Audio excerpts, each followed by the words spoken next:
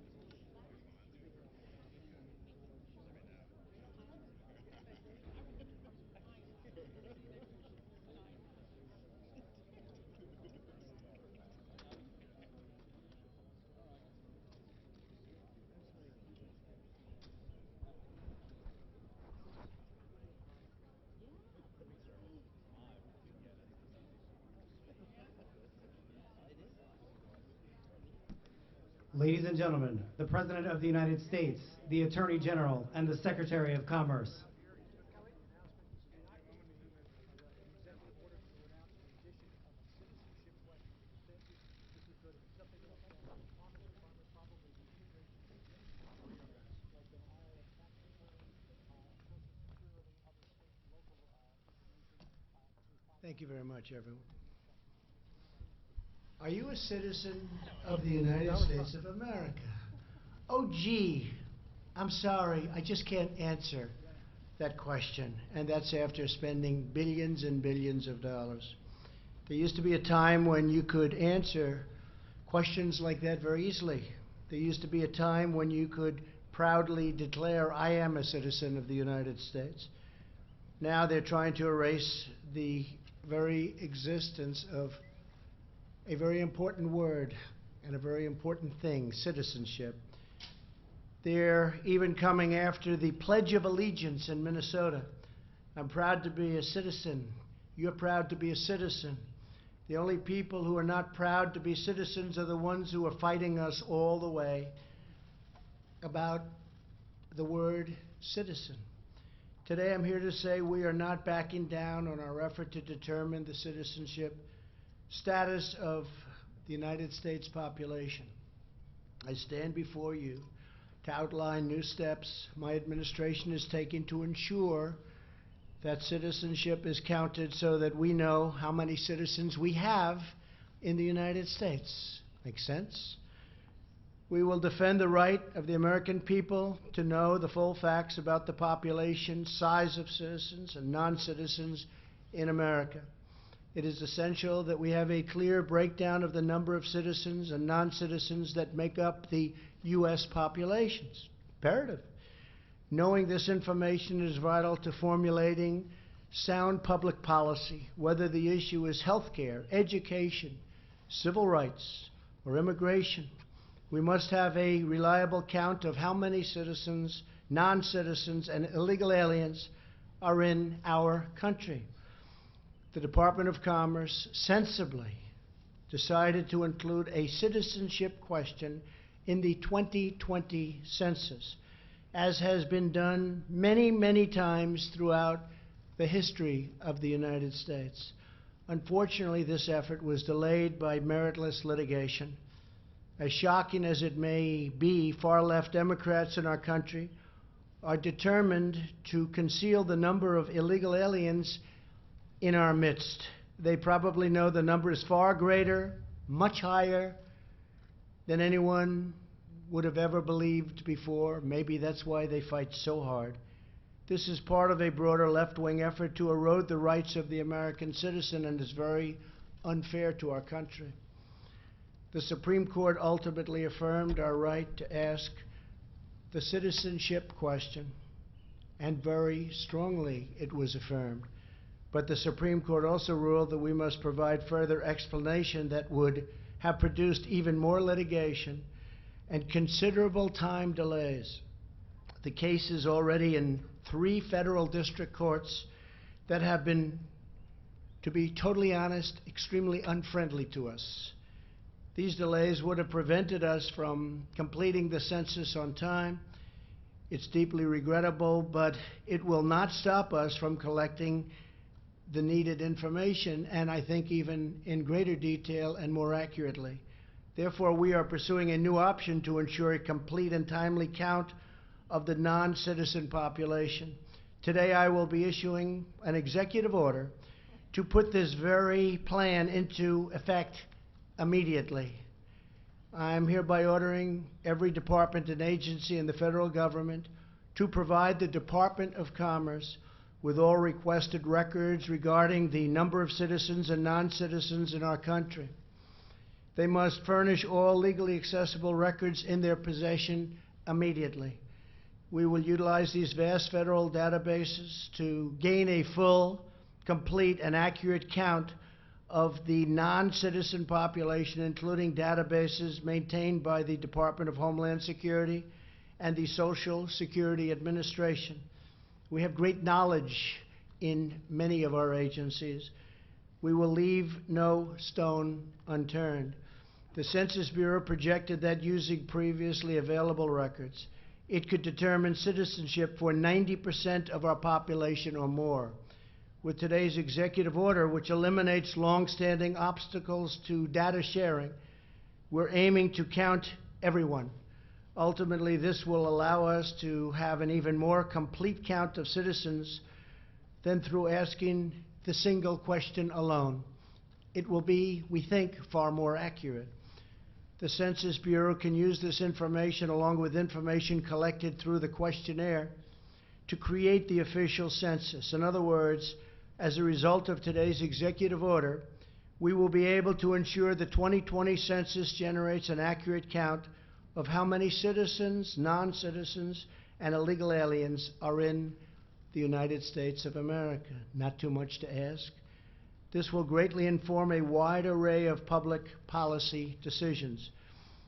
This information is also relevant to administering our elections. Some states may want to draw state and local legislative districts based upon the voter eligible population. Indeed, the same day the Supreme Court handed down the census decision, it also said it would not review certain types of districting decisions, which could encourage states to make such decisions based on voter eligibility. With today's order, we will collect all of the information we need to conduct an accurate census and to make responsible decisions about public policy, voting rights, and representation in Congress. In everything we do, we will faithfully represent the people of the United States of America. I would like now to introduce Attorney General Bill Barr to the podium. Thank you. Thank you, Bill.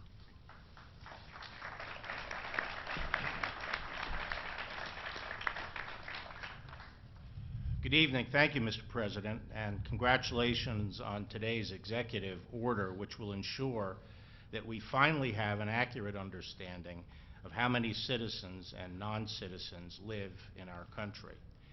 As the Supreme Court recognized, it would be perfectly lawful for the federal government to ask on the census whether individuals are citizens of the United States. And it's entirely reasonable to want to know how many citizens and non-citizens there are in the United States. In fact, the federal government has routinely asked questions relating to citizenship ever since the 1820s. But while the Supreme Court correctly recognized that it would be entirely appropriate to include citizenship questions on the census, it nevertheless held that the Commerce Department did not adequately explain its decisions for doing so on the 2020 census. Because, as the Supreme Court recognized, the defect in the Commerce Department's decision was curable with a better record, the President asked me to work with Secretary Ross to determine whether there remained a viable path for including a citizenship question on the census. I did so. In my view, the government has ample justification to inquire about citizenship status on the census and could plainly provide rationales for doing so that would satisfy the Supreme Court. And therefore, there is no question that a new decision to add the question would ultimately survive legal review. The problem is that any new decision would be subject to immediate challenge as a new claim in the 3 ongoing district court cases. In addition, there are injunctions currently in place that forbid adding the question. There is simply no way to litigate these issues and obtain relief from the current injunctions in time to implement any new decision without jeopardizing our ability to carry out the census, which we're not going to do. We're not going to jeopardize our ability to carry out the census. So as a practical matter, the Supreme Court's decision closed all paths to adding the question to the 2020 census. Put simply, the impediment was a logistical impediment, not a legal one. We simply cannot complete the litigation in time to carry out the census. One other point on this. Some in the media have been suggesting, in the hysterical mode of the day, that the administration has been planning to add the citizenship question to the census by executive fiat without regard to contrary court orders or what the Supreme Court might say. This has been based on rank speculation and nothing more. As should be obvious, this has never been under consideration. We have always accepted that any new decision to add a citizenship question to the census would be subject to judicial review. Turning to today, I applaud the President for recognizing in his executive order that including a question on the census is not the only way to obtain this vital information. The course the President has chosen today will bring unprecedented resources to bear on determining how many citizens and non-citizens are in our country, and will yield the best data the government has had on citizenship in many decades. That information will be used for countless purposes, as the President explained in his remarks today.